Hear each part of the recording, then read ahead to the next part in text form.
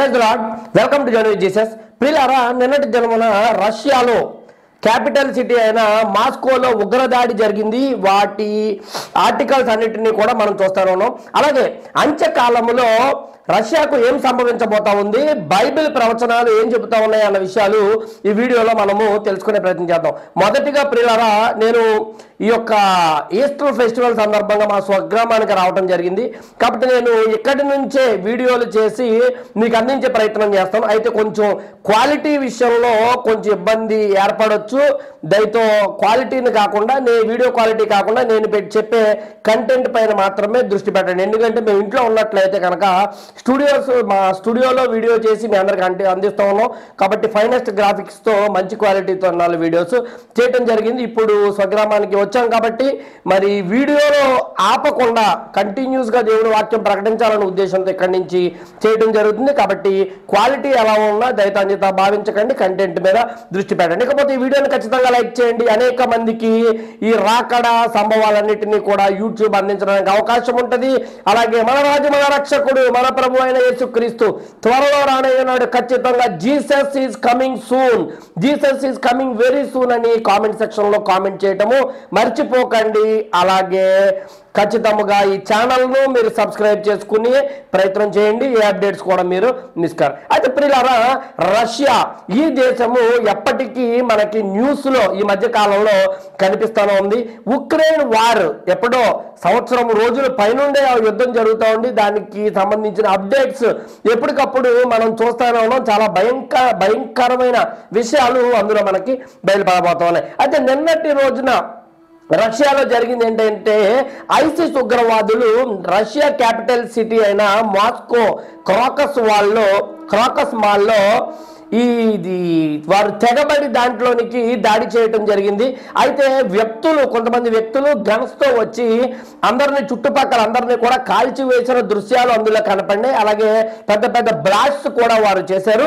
100 మందికి పైగానే చనిపోయారని రీసెంట్ రిపోర్ట్స్, ఈ వీడియో షూట్ చేసే టైంకి రీసెంట్ రిపోర్ట్స్ తెలియజేస్తున్నాయి. ఇంకా 100 మంది గాయపడ్డారు. వాస్తవానికి అమెరికా ఎంబసీ ఏం తెలియజేస్తుందంటే, మేము 2 నెలల నుండి రష్యాను హెచ్చరిస్తూనే ఉన్నాం, ఇటువంటి ఉగ్రదాడి జరగటానికి అవకాశము ఉన్నదని. అయితే ప్రియులారా, ఈ విషయాలను కనుక మనం గమనిస్తూ ఉన్నట్లయితే ఈ ఉగ్రదాడి ఇప్పుడు జరిగింది. ఇంకా చెప్పాలంటే ఆ బ్లాస్ట్ కు సంబంధించిన విషయాలన్నీ మనం చూస్తా ఉన్నాం.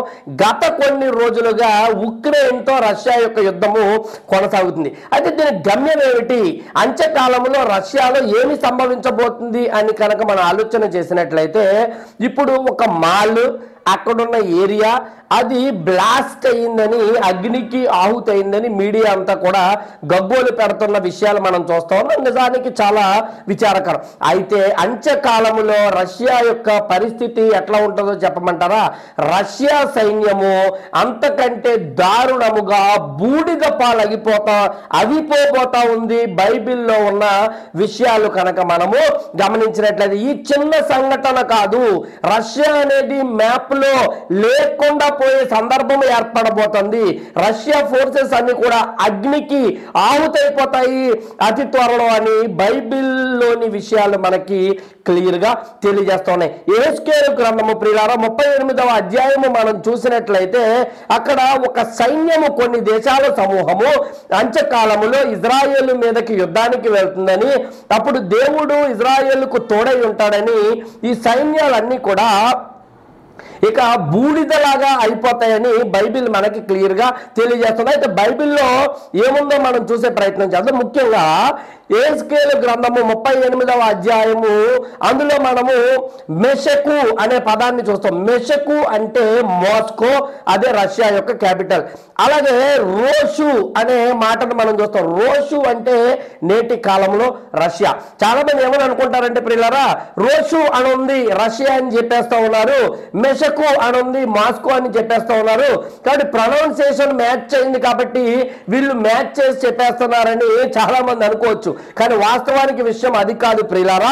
ఇక్కడ విషయాన్ని కనుక, హిస్టరీని కనుక మనం గమనించినట్లయితే, అప్పట్లో సంభవాలు జరిగిన దేశాలు, వాటి పేర్లను ఇప్పటి జియోగ్రఫికల్ కండిషన్స్ తో మనము మ్యాచ్ చేసి చూసినట్లయితే ఖచ్చితంగా రోషు అంటే రష్యా అని, అలాగే మెషకు అంటే మాస్కో అని క్లియర్ గా మనకు తెలుస్తుంది. చాలా మంది ఈ విషయంలో బైబిల్ పండితులు కూడా ఏకాభిప్రాయంతోనే ఉన్నారు అన్న విషయం మనకి బాగా తెలుసు. అయితే అంత్యకాలంలో జరగబోయే సంభవాలు, ఇజ్రాయేల్ పైకి వారు వెళ్ళే ఈ దారి తీసే పరిస్థితులన్నీ కూడా మనకి బైబిల్ గ్రంథంలో కనిపిస్తాయి. ఇప్పుడు ఈ రష్యా ఉక్రెయిన్తో యుద్ధం చేస్తూ ఉంది. అయితే ఇప్పుడు ఎక్కడికి వెళ్ళబోతోంది నెక్స్ట్? అది ఖచ్చితంగా ఇజ్రాయేల్ పైకి యుద్ధానికి వెళ్తుంది. కొన్ని దేశాలను పోగు చేసుకొని వెళ్ళే అవకాశము ఉన్నదని బైబిల్ తెలియజేస్తుంది. ఇంకొక మాట చెప్పమంటారా? ఉత్తర దేశాల నుండి సైన్యము పోగుపడి ఇజ్రాయేలు మీదకి వస్తుంది అని ఎహెజ్కేలు 38లో రాయబడింది. మనము గమనించినట్లయితే ఇజ్రాయేలుకు ఫార్మోస్ట్ నార్దర్న్ టెరిటరీ ఏదంటే అది ఖచ్చితంగా రష్యానే. ఒకసారి బైబిల్లో నుండి ఆ మాటలు మనం చదివే ప్రయత్నం చేద్దాం. ఎహెజ్కేలు గ్రంథము 38వ అధ్యాయము 1, 2, 3 వచనాలు నేను చదువుతా ఉన్నాను. మరియు యెహోవా వాక్కు నాకు ప్రత్యక్షమై ఇలాగు సెలవిచ్చను, నరపుత్రుడా, మా గోగు దేశపు వాడగు గోగు అనగా రోషుకును మెషకునకును తుబాలునకును అధిపతి అయిన వాని తట్టు అభిముఖుడనై అతని గూర్చి ఈ మాట ఎత్తి ప్రవచింపుము. ప్రభు అయిన యెహోవా సెలవిచ్చినదేమనగా, రోషునకును మెషకునకును తుబాలునకును అధిపతియగు గోగు నేను నీకు విరోధినై ఉన్నాను. పిల్లలు, ఇక్కడ మనం గమనించినట్లయితే గోగు నేను నీకు విరోధినై ఉన్నాను అని దేవుడు క్లియర్గా ఇక్కడ తెలియజేస్తా ఉన్నాడు. అయితే రష్యా అయితేనేమిటి, ఒక కొలేషన్ ఆఫ్ కంట్రీస్, ఇంకా రష్యాతో పాటు ఎవరెవరు వస్తారు? తుబాలు, ఇవన్నీ అక్కడ రాయబడి ఉన్నాయంటే నేటి కాలపు జోగ్రఫీ థింగ్స్ ని బట్టి మనం చూసినట్లయితే ఇరాన్, లిబియా, టర్కీ, సుడాన్ వంటి దేశాలు రష్యాతో కొలిలేషన్ అయ్యి ఇజ్రాయేల్ మీద దాడి చేసే పరిస్థితులు త్వరలో ఏర్పడబోతా ఉన్నాయి అన్న విషయాన్ని గమనించాలి. మనం కనుక గమనించినట్లయితే 1991వ సంవత్సరంలో కోల్డ్ వార్ ఎండ్ అయింది. అప్పటితో రష్యన్, ఇంకా చెప్పండి సోవియట్ యూనియన్ అనేది కుప్పకూలిపోయింది. ఇప్పుడు ఆ పరిస్థితుల్లో చాలా మంది ఏమని అనుకున్నారంటే, సోవియట్ యూనియన్ కుప్పకూలిపోయిన తర్వాత ఇక బైబిల్లో జరిగి రాసిన సంఘటనలు, ఈ ప్రవచనాలు జరగటము అసాధ్యము. ఎందుకంటే సోవియట్ యూనియన్ కుప్పకూలిపోయిందని చాలా మంది అప్పుడు ఆక్షేపణ చేశారు, ఇక ప్రకటించడం కూడా జరిగింది. కానీ నేటి కాలంలో మీరు చూస్తా ఉన్నారు, డే బై డే ఈ యొక్క రష్యా బలం పుంజుకుంటా ఉంది. రోజు రోజుకి స్ట్రెంగ్త్ గా మారుతా ఉంది. స్ట్రెంగ్త్ ను పెంచుకుంటూ ప్రపంచ పెద్దన్న పాత్రలోనికి రావడానికి ప్రయత్నము చేస్తా ఉంది. 91 నుండి ఏదైతే ప్రపంచ పెద్దన్న అధినాయక పాత్రను రష్యా కోల్పోయిందో ఆ స్థానము వైపు మరలా అడుగులు వేస్తున్న దృశ్యాలు ఇక్కడ మనకి కనపడుతున్నాయి. ప్రియులారా, బైబిల్ సత్య గ్రంథము, ఇందులో ప్రవచన వాక్కు ఒకటి చెప్పబడిందంటే ఖచ్చితముగా జరిగి తీరుతుంది. 38వ అధ్యాయంలో ఏమి ఉన్నాయో మనం చూసే ప్రయత్నం చేద్దాం. స్క్రీన్ పైన చూడండి. ఎహెజ్కేలు గ్రంథం 38లో మిగతా విషయాలు నేను చదువుతాను. అయితే ఇప్పటి వరకు మనకేమర్థమైంది? కొన్ని దేశాలు రష్యా నాయకత్వంలో ఒక కూటమిగా పోగుపడి ఇజ్రాయేలునకు పైకి యుద్ధములకు వారు వెళ్ళబోతా ఉన్నారు. అయితే దేవుడు చెబుతా ఉన్నాడు, గోగు నేను నీకు విరోధినై ఉన్నాను. ఎవరైతే ఇజ్రాయేల్ మీద దాడి చేయడానికి వస్తారో, శాంతికరమైన మంచి దేశాన్ని ఇబ్బంది పెట్టాలని చూస్తారో వారికి దేవుడు అభిముఖుడై ఉన్నాడు. అందుకే ఎహెజ్కేలుతో చెబుతా ఉన్నాడు, ఆ తట్టుకు అభిముఖుడవై నీవు ప్రవచనం ఎత్తి ప్రవచించుము, నేను ఆ దేశాలకు వ్యతిరేకంగా ఉన్నాను. అయితే యుద్ధానికి పోగుపడతారు కదా, అప్పుడేమి జరగబోతుందంటే ఇదే ఎహెజ్కేలు గ్రంథము 38వ అధ్యాయము 21, 22 వచనాలు చదువుతాను. ఎహెజ్కేలు 38, 21, నా పర్వతములన్నిటిలో అతని మీదకి ఖడ్గము రప్పించదును, ప్రతివాని ఖడ్గము వాని సహోదరుని మీద పడును, ఇదే ప్రభువగు యెహోవా వాక్కు. ఏం జరుగుతుంది అంటండి? దేవుని ఖడ్గము వారి మీదకి వస్తుంది. అంటే వారు ఏం చేస్తారంట?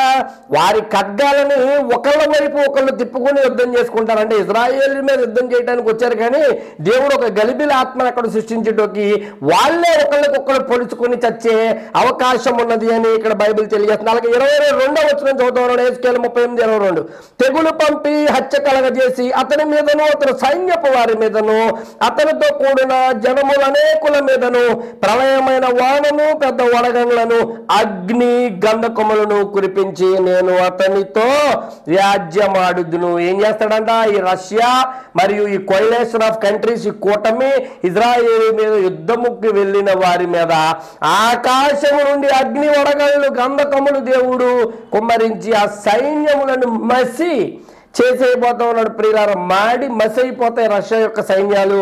భవిష్యత్తులో రష్యా అనేది అసలు మీకు వరల్డ్ మ్యాప్ లోనే ఉందా అన్న సంఘటన చోటు చేసుకుంటుంది. ఇది నేను చెప్పే కాదు, బైబుల్ చెబుతా ఉంది, ప్రవచనము. ఎస్కేలుకు దేవుడు చెప్తా ఉన్నాడు, ఆ దేశముల తట్టు అభిముఖుడవై నీవు ప్రవచించము. ఈ విషయాలన్నీ కూడా జరగబోతా ఉన్నాయి. కాబట్టి మాస్కోలో నిన్న జరిగిన విషయం ఉగ్రదాడి, అక్కడున్న విషయాలన్నీ కూడా బ్లాస్ట్ అయింది, ఆహుతైపోయిన సందర్భాలు మనకు కనిపిస్తా ఉన్నాయి. కేవలం ఒక సిటీ సెంటర్ కాదు, సైన్యము ఆహుతైపోయే రోజులు త్వరలో రాబోతా ఉన్నాయి. ఇజ్రాయేల్ వైపుకు వీరు దండెత్తి వెళతారు ఉక్రెయిన్ తర్వాత ఖచ్చితంగా. అయితే ఈ రష్యాకు టర్కీ, లిబియా, అలాగే సుడాన్, ఇరాన్ వంటి దేశాలు సహకరిస్తాయి. వీటితో పాటు అవి కూడా ఇబ్బంది పడే అవకాశం ఉన్నది. అంత్యకాలంలో ఇది జరగబోతా ఉంది. ఇది బైబిల్ ప్రవచనము. మీరు నేటి పరిస్థితులను గమనించండి. ఒక్కటొక్కటి ప్రవచనాలు అన్ఫోల్డ్ అవుతా ఉన్నాయి. అవి ఏ డైరెక్షన్ లో వెళ్తాయి అనేది మనం ఇంకా చూసినట్లయితే ఇంకొక క్లారిటీ వస్తుంది. ఇంకొక వీడియోలో అసలు రష్యా ఇజ్రాయేల్ మీద యుద్ధానికి ఎందుకు వెళ్తుంది, దానికి గల కారణాలను కూడా మనం అన్వేషించే ప్రయత్నం చేద్దాం. అంటే ఇప్పుడున్న పరిస్థితుల్లో రష్యా ఇజ్రాయేల్ మీదకి ఎందుకు యుద్ధానికి వెళ్ళాలి, బైబిల్ ఏం చెబుతా ఉంది, దాని వెనకాల ఉన్న నేపథ్యం ఇంకా ఇంట్రెస్టింగ్ గా ఉంటుంది. మీరు మిస్ అవ్వకూడదంటే ఖచ్చితంగా ఈ ఛానల్ని సబ్స్క్రైబ్ చేసుకోండి. అయితే ప్రియులారా, మేము స్వగ్రామానికి రావటం వల్ల ఇక్కడ మరి ఎక్కడ నుంచే వీడియో చేయడం జరుగుతుంది. కొంచెం క్వాలిటీ అటు ఇటుగా ఉన్న, దయచేసి అన్ని భావించకండి. ఛానల్ని సబ్స్క్రైబ్ చేసుకోండి. ఈ యొక్క అప్డేట్స్ మీరు మిస్ కారు. అలాగే లైక్ చేయండి, కామెంట్ చేయండి. దేవుడు మన దేశమును దీవించును గాక. ఆమెన్.